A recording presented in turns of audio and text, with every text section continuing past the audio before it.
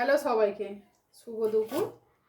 আজের দুপুরে এই যে একটুখানি গরম গরম সাদা ভাত বেড়ে নিয়েছি, আর এটা হচ্ছে মাছের মাথা দিয়ে বাঁধাকপি বানিয়েছি।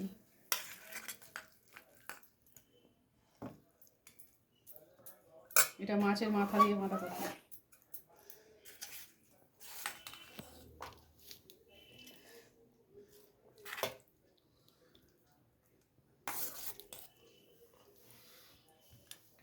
নাও ভাতটা ভাঙো।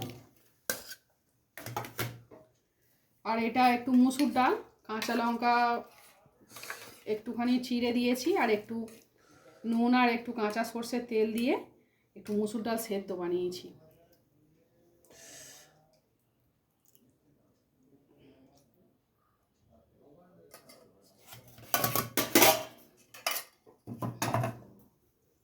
আর এইটাতে আছে মৌরলা মাছ।